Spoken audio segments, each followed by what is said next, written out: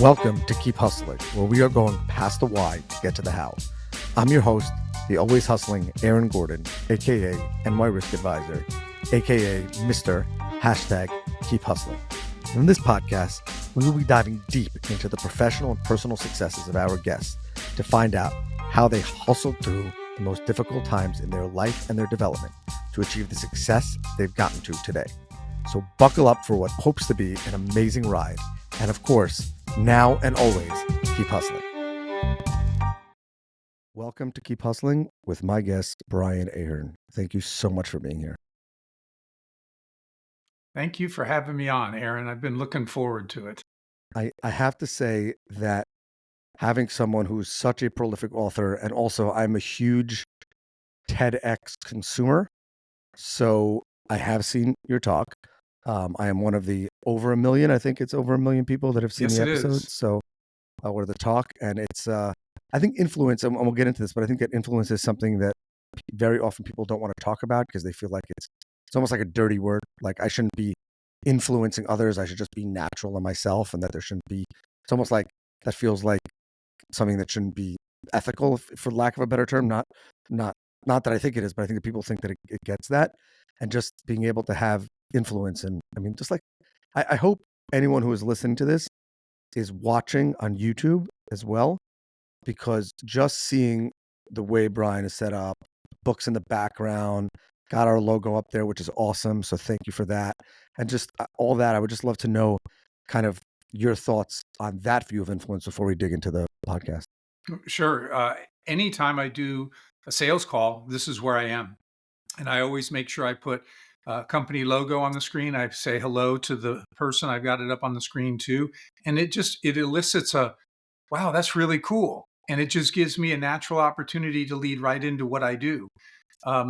As we were talking about before we came on air, I didn't have this idea until we hit COVID. And a friend who's a big time speaker had put a setup in his home. And I thought, man, that's really cool, but I don't think I could do it in my house. And my wife said, hey, let's take our daughter's old bedroom. She had moved out. So we converted it into a video studio, and the rest is history. Even outside of COVID, I still use it a lot. I think that that's also, it allows you to have a living and breathing library that I think people can access, and your content speaks for itself. Take us back. What do we need to know about your upbringing that led you to your, I guess, I don't want to say fascination with influence, but kind of how did that evolve? Because it's not a traditional field of study. Well, it's interesting that we're having the conversation at this time because I've got another book coming out. And the book explores my relationship with my late father, who was a Marine and served in Vietnam. And there were many positives about being raised by a Marine, and there were a lot of challenges for our family as well. And I learned a lot from him. And I think as we get older and we reflect more on our upbringing and our parents, we have a lot more grace, from some of the mistakes that they made, but the things that we learned that we just don't realize when we're young. And my dad was a disciplinarian, not like hitting or anything like that, but you just knew you don't mess with my dad. And when he tells you to do something, you better do it. And when he gives you advice, you better think about it. And one of the things that stuck with me that was so helpful, I think I was like 10 or 11 years old, and I was had agreed to cut the grass for a neighbor. We had a crappy old lawnmower. It didn't even have a flap on the back. And these were back in the days when you planted your grass, you didn't buy sod. And so I'm cutting the grass, rocks are flying up, they're hitting my exposed legs, and I just quit. I'm not doing it. When my dad got home, I got disciplined, and I spent the weekend in my room. And the message was this: once you start something, you don't quit. And here I am more than almost 50 years later, and I still remember that. And it was so helpful when I stepped out on my own, because you know what? The ships are burned, and we're on shore, and there's no going back. But I had learned you just don't quit once you start something. And so I think that was really formative in terms of who I am and how I approach things. When people who've known me for a little bit learn that my dad was in the Marines, I think the light bulb comes on. They're like, okay, that explains a lot. Well, are your shoes always perfectly shined? I do when I travel, and this was more to my old boss. This was funny. When I worked for the insurance company, my old boss called me in his office and he goes, "Look at this." And he's holding up, I think it was a copy of Rough Notes. And he goes, "What do you see?" And I joked, I go, "I don't know, three old guys on the cover of a magazine." He takes his finger and he draws around this guy's foot. And he says, "You'd think if he was going to have his picture on the cover of a national magazine, he would have at least polished his shoes and put on a little toe and heel dressing." And I never forgot that. And so whenever I get ready to go and speak, I always make sure that my shoes are shined, because one thing I've learned is you want to control the controllables. And I don't want somebody to be distracted from my message, which I work so hard to present with the visuals, the stories, everything that goes into it. And I don't want somebody to be distracted because I didn't bother to polish my shoes and they looked terrible. So that was more from the boss than it was from my dad. Well, before we continue, I would just want to say thank you to you and to your family for your service. It really, we're here today because of people like your father. So I can't wait to read the book. But Well, really, thank you. I know he would thank you for that. appreciate that. It's true. The so that focus on discipline. I'm not disciplinarian, but I assume a certain level of discipline. I assume led you to think about how that impacted you, or how discipline influences some and doesn't influence others. And you talked about shoe shining. What is the power of influence when people actually think about it? Well, the power of influence really is the ability to change how other people think, feel, and behave based on how you communicate with them. Two people can say almost the same thing, but how they say it can make a world of difference. I will give you one quick example. A study that I often share when I speak from the stage was from the University of California. They performed energy audits. They went back to homeowners and they gave them ideas to make their homes more energy efficient. With one group, they told them, if you implement the ideas that we've just shared with you, if you're like the typical homeowner, you'll save about $180 next year on your electric bill. The other group was told, if you don't implement the ideas that we've shared with you today, you will lose about $180 next year on your electric bill because you're going to overpay. Now, Aaron, it's the same $180, right? We're either talking about it as money you could save or money that you're going to overpay. But the people who heard they would overpay 150% more decided to implement the energy saving ideas. So that's an example of almost saying the same thing, but saying it slightly different.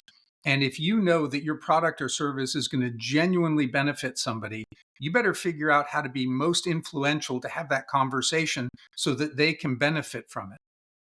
But does that have a lot to do with fear? Meaning that people focus on the potential downside loss as opposed to the front side gain? Yes. So we talk about it, we call it the principle of scarcity, that we value things more when we believe that they're rare or going away. There's a behavioral economist, Daniel Kahneman, who won a Nobel Prize for his work in this area, what he called loss aversion. And he and his late partner, Amos Tversky, statistically proved that people are about twice as likely to respond to loss as they are to gain. And some of that's evolutionary. Social psychologists theorize that over the course of humanity, having an abundance would be wonderful.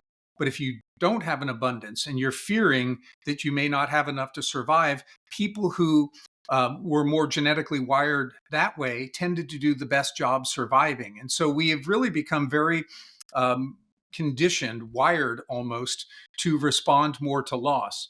Now, what I tell people though is you don't want to be a fear monger. You're not trying to use scare tactics. You don't want to be Debbie or Danny Downer.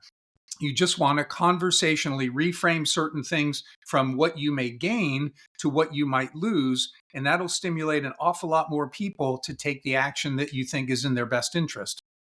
Well, I want to get back to that point, but earlier you mentioned the scarcity, and I think that's if we're talking about the Keep Hustling podcast, and what we're trying to inspire people to do is learning from people's messages and what can inspire them.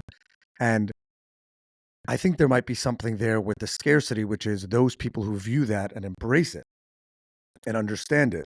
Maybe not necessarily just the influence piece, but that understanding where that psychology is of that scarcity and their own scarcity, and being able to turn that from a negative, as you said, the perceived negative, into the positive, Mhm. while most people focus on the negative piece, and that's probably what gets people through the early parts and things like that. I feel like people that can leverage that positivity and keeping going and figuring out how they can hustle through those times gets them past the scarcity to that next level. Sure. I think you absolutely need perseverance. And when I stepped out on my own more than 5 years ago, there were a lot of things I was scared of. Now, I didn't like admitting that, but to be honest, I'm waking up in the middle of the night thinking, oh my gosh, how am I going to pay for this? Have I just screwed my family by leaving this good corporate job with all these benefits? And so I had my moments, but I've also learned too, I wasn't going to quit. Like I said, I had left that corporate job. This is what I had a passion for. So yeah, there was a little bit of scarcity motivating me, but there was also this passion and desire to do the things that I'm now doing full time that were driving me and offsetting the scarcity. So you can't let yourself get to the point where it becomes paralyzing. If it is, then you're either doing the wrong thing or you're too focused on what the potential downsides are rather than what the upsides could be. Right, but I'm saying, and that's my point. I think that if it doesn't paralyze you, it inspires you and makes you move.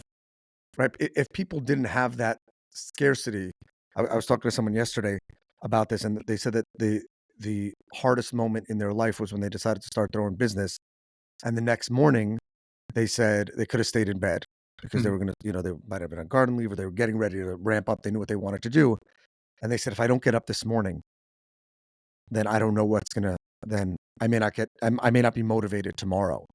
So keeping that, not that just fear moment, but that drive towards that success, Hmm. I feel like there's something there with the scarcity versus how you can parlay it into greater success for yourself and your family. Yeah. Well, again, I think that if somebody's got a little bit of fear, most people are going to take some action to reduce that. And the action as an entrepreneur is okay. What is my plan? What are the steps? What are the things that I'm going to do? Uh, I was probably 3 months, 4 months into what I do now. And I was getting a little discouraged. I'm like, nobody's getting back to me. And these were some of the people that I had worked with at my prior insurance company who had moved on to different positions. And I'm thinking, well, they know me. They've worked with me. I've trained their teams before. And then in the span of 2 days, I got like half a dozen emails or texts. And it was basically saying, hey, Brian, it's not you, it's me. Here's what's going on. And that kind of restored a little bit of faith that if I keep doing the things that I know are the right things, eventually, as your database of prospective customers build, as you gain that momentum that you're constantly in front of them, whether it's through some type of contact over a scheduled period of time, or if it's LinkedIn, but all of a sudden, then things start popping. And I've had clients who maybe heard me speak on a stage 3 or 4 years before. We haven't had any contact or they haven't responded to anything, but suddenly they have a need and they think of me because I have stayed out in front of them. Isn't that awesome when it like Yeah. comes back to that? But I gotta ask, you made I guess a major career change, and I wanted.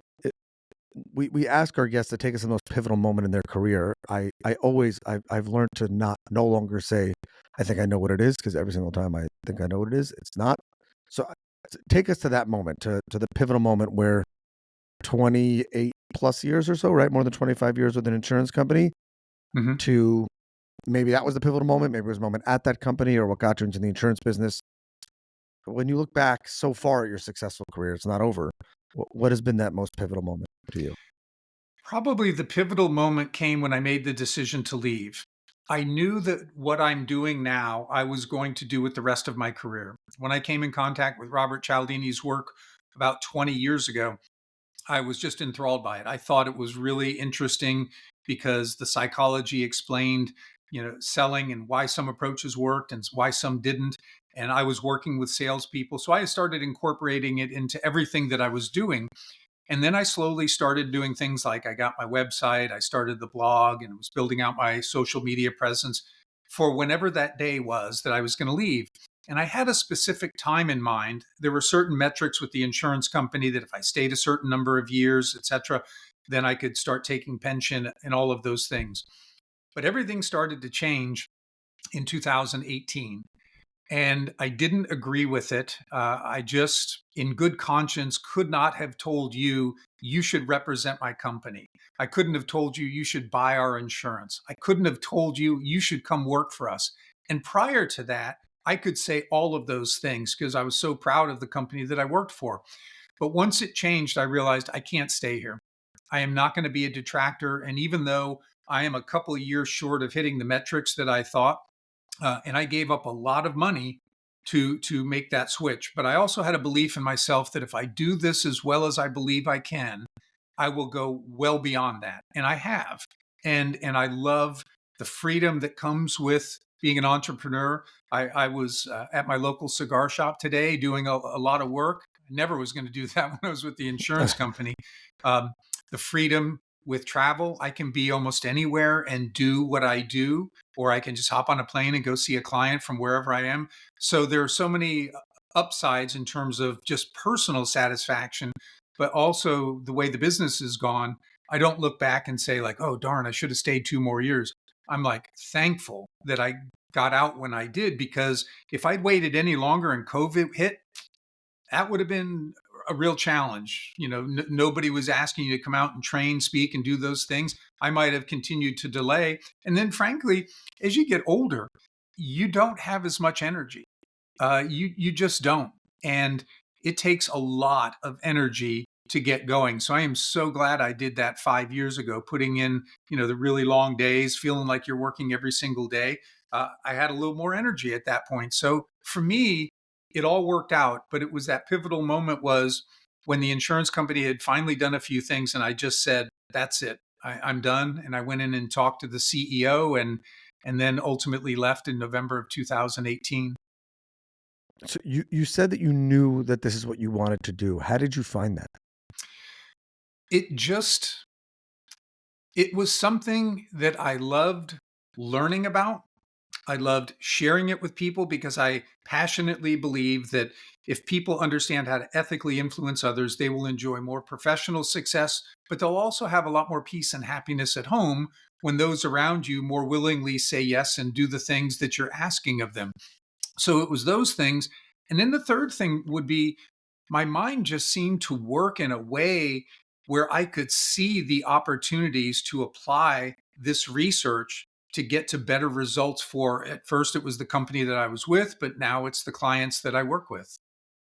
So you knew it wasn't you were doing some of this work as part of your previous job, then you just started doing it for more consulting for outside parties. Is that correct? Yes. I'm just And trying to figure out how a person decides that they want to become an influence expert, well, other other than trying to influence those around them to take out the garbage or mow the lawn. the Other than that, The interesting thing was with the insurance company, once I started learning about this, I was using it in the training for our field salespeople and others. Then it started morphing into training with independent insurance agents. And so I felt like I was getting real world opportunity to learn all the things I was going to need to do when I stepped out on my own. How am I going to conduct the workshops? How are we going to market to agents? All of these things that I was doing on a daily basis at the company became the platform for how I do things now. that's fascinating. I guess sales training, it's somewhat natural. I want to ask you, you mentioned something. This has, I guess, ancillary to do with the Keep Hustling idea or the Keep Hustling podcast. But you said if a person can learn to ethically influence those around them, how do you define ethical influence? Well, first I'll define persuasion, the word persuasion. That's more than changing how people think and feel, because sometimes we can share information and change how somebody thinks about something. We could tell a compelling story and change how they feel. But if we don't see the behavior change that we're looking for, then that's irrelevant. So when I talk about persuasion, I default to Aristotle's definition. And Aristotle said that persuasion was the art of getting someone to do something that they wouldn't ordinarily do if you didn't ask. And I have learned, as I shared earlier, how you ask or what you share can make a world of difference between hearing yes and hearing no. But ultimately, it comes down to we want to see some type of behavior change. A salesperson doesn't want a client to say, wow, the proposal looks good, or I feel good about this. They want them to ultimately sign the contract and become not a prospect, but a customer. We don't want our kids to just think it's a good idea to do well in school or clean their room. We want them to do well in school and clean their room. So we're looking to ultimately change people's behavior. When we talk about doing it ethically, there's three things that I think are must haves when you are trying to ethically influence another person. The first is we always tell the truth and we never hide the truth. If there's something that we know is material, we don't hope that somebody doesn't ask. We bring that up at some point in the conversation, and we can do it in a way that actually makes us a more trustworthy individual. So, an example I often use, Aaron, is if you were looking to buy my home and you decided to purchase it, and then when you moved in, you moved the carpet that's in the basement where I have my gym, and you see a crack in the basement, you're not going to be a happy purchaser. And if you were to say to me, hey, Brian, why didn't you tell me about the crack in the basement? It would be indefensible for me to say, you didn't ask, right? You're not looking at me as an honest individual. But what I learned with persuasion is I can show you that. I might say, hey, Aaron, it looks like you're falling in love with the house. We've loved living here. Before we go any further, come here. I want to show you something. We go down in the basement. Here's my gym. You see, I've got a carpet here, and I move the carpet. Aaron, there's a crack in the basement. I've lived here more than 30 years. It's never been a problem. There's never been a leak, nothing. But I just want to make sure that you are aware of it because I wouldn't want you to think I'm trying to hide something. At that point, you're probably saying, this guy Brian's a pretty honest guy. And so that's not necessarily deterring. In fact, you may, because you see my honesty, say, I can trust everything else he tells me about the house as you ask questions. So the It first almost thing is truthfulness. The second thing is we only use the psychology, the principles that we talk about that are naturally available in the situation. So we don't claim a false sense of scarcity if something's not rare or going away. We don't claim a false sense of social proof if lots of people aren't doing something. We only use the psychology that is readily available in that situation. And then the third thing that we do is we look to create mutually beneficial outcomes. And I like to put it this way: good for you, good for me, then we're good to go. If we both leave that transaction feeling better off, now I know, people who buy insurance would like to pay as little as possible. And the insurance agent, the insurance company would like to sell their products for as much as possible.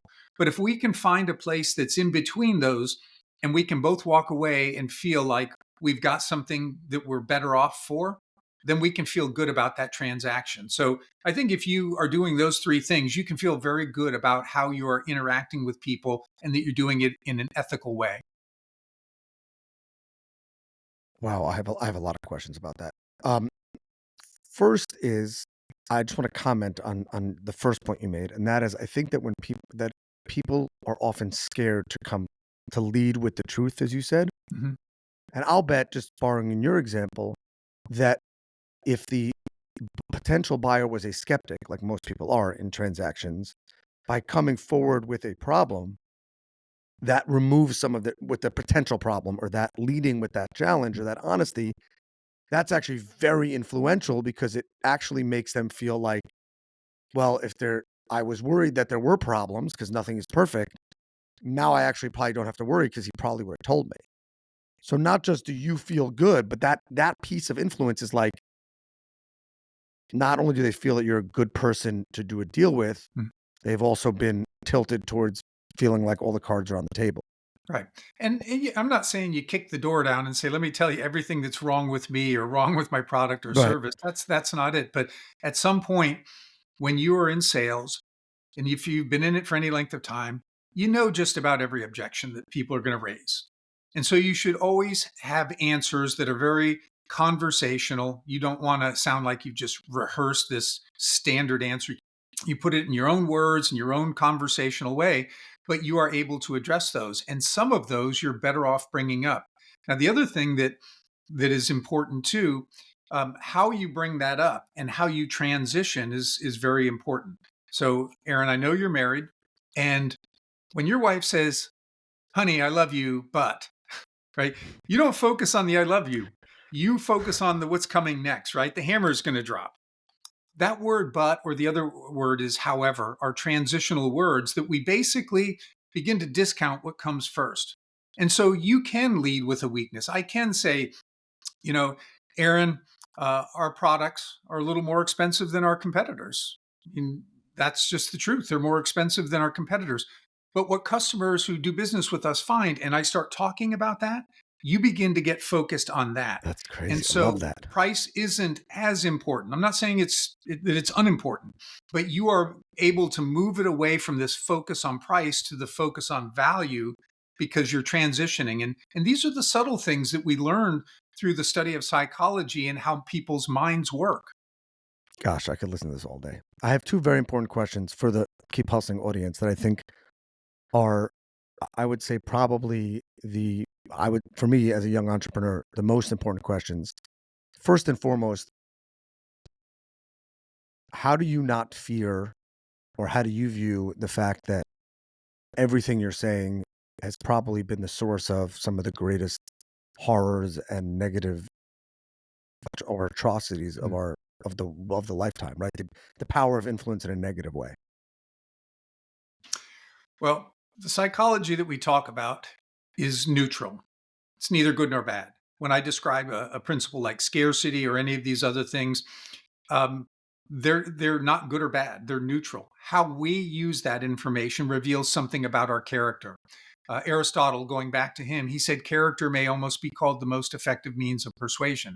And so my emphasis with groups that I work with is doing this in an ethical way. And so we spend time talking about the three criteria.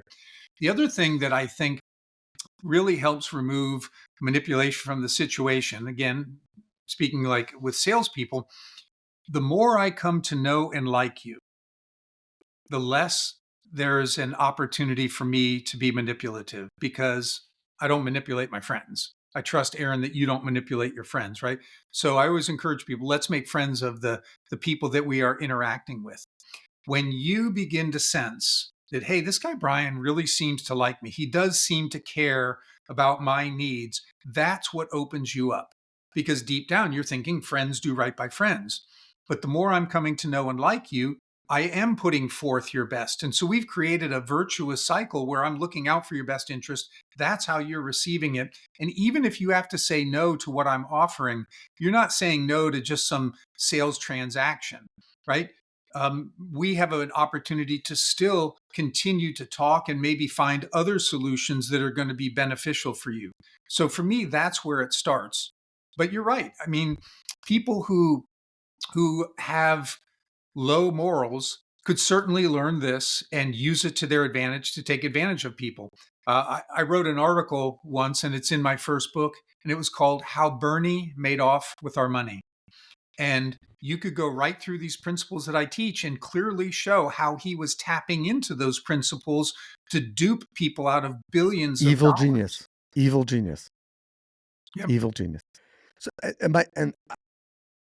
think the most important question for those of us that are hustling every single day is, how do we handle, or how do we react to, or how do we interact with that inner feeling of, can I really influence, or should I really be influenced, or I don't want to say it's imposter syndrome, but it's, how can I be influential if I'm just getting started, or if I have my own doubts, or I'm not sure that this is the right thing, not in terms of a product, again, not from an ethical perspective, Mhm. but just the person that's trying to grow their influence personally and publicly. How do you, and also professionally and personally as well, like, how do you deal with that from trying to become a person of influence? Well, I think one I of don't the want to use first the word things that people influencer need to do because is they that need has like a to weird, learn more about the process. There's more than 9 decades now of research in this field, and yet most people don't know about it. They kind of intuitively understand the psychology because they're humans, and they may think of times where they've used the psychology unknowingly and got a yes, or maybe they realized that another salesperson used some of that psychology, so they intuitively get it. But it's about understanding how to put it into practical application. And you really only begin to understand that once you start learning about it and you start trying it for yourself. Now, you will make mistakes, or you may not get all the yes responses that you want. But you need to look and say, am I getting more than I used to? And if that's the case, then you're on the right path. And then you're always refining what you're learning. I typically tell salespeople, whether you win or lose, you need to understand why. You want to replicate your winning behaviors, you need to change the behaviors that might have gotten in the way. And so, something that I think salespeople should be asking potential clients right up front. They should say, hey, Aaron, I really appreciate the opportunity to potentially work together. I do have one favor I'd like to ask. Whatever your decision is at the end of this process, if you go with us, it'll be wonderful. If you choose not to, could I have 15 minutes of your time to understand what went into the decision? Because the best way for me to learn is to understand why clients made the choices that they did. And so once you say, sure, you are more likely to actually do that. If I miss asking that question and then I start calling you up or emailing you, you probably aren't going to respond because nobody likes the negative news. But if you've given me a commitment up front, then win or lose, when I call you or email to set up a time, you're far more likely to do that. And I've got an opportunity to learn and grow from that conversation. Got it. So that the learning creates that influence in a person. I've been teaching this for 2 decades and I still learn, or I reread Robert Cialdini's book, or I come across something. I'm like, wow, I can't believe I missed that. Maybe it just wasn't important at the time, but I am constantly learning. And so the people that I am working with, they'll be learning for decades as well. This isn't like, okay, I took this class and now I'm good to go.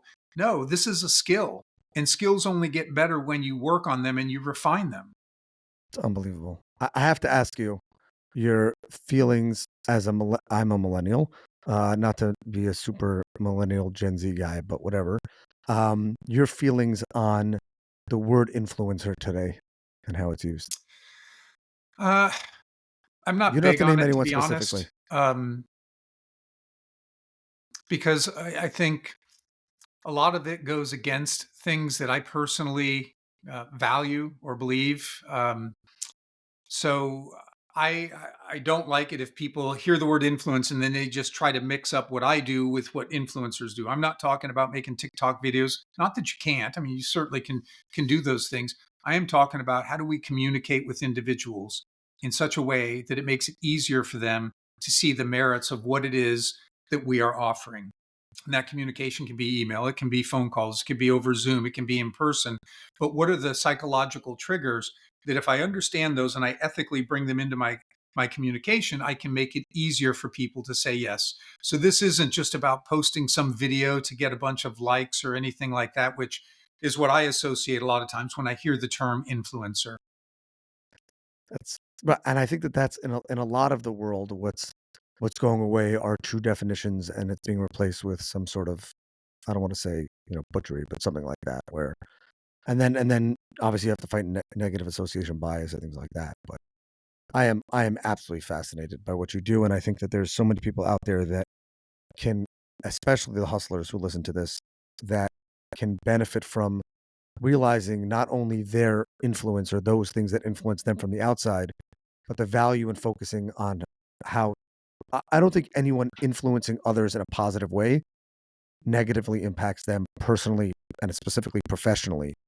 I can't imagine whether you're in sales or Yeah. service or tech or anything, leadership and development with influence, I think is huge. So thank you for being here and for sharing really gems of gold. So Oh, thank you. you're welcome. We have Can I a say one close. more thing about that, Sure, about sure. influence? That the reality is we are all influencing every day. I know, Aaron, that you're a dad. When your children were born, they influenced your behavior. They couldn't verbalize what they needed. They cried, and you had to figure out, do we need to burp the baby, change the baby, feed the baby? But that baby was communicating in a way to try to get its needs met. And as we get older and learn how to communicate in different ways, we are still trying to get our needs met. Every person every day influences or tries to influence others. Anytime, you're asking for a favor, you want somebody to change their thoughts or their behaviors toward you, you are trying to influence them. So you might as well embrace it and learn how to do it well and learn how to do it ethically. I love that.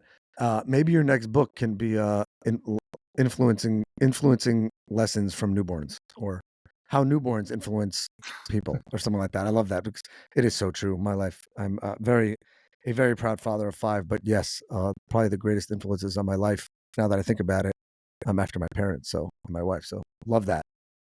We have a closing tradition on this podcast where we ask our guests to leave our listeners with their favorite all-time or timely inspirational or motivational quote and what it means to them. So, Brian, I'm going to say thank you to you again for being here.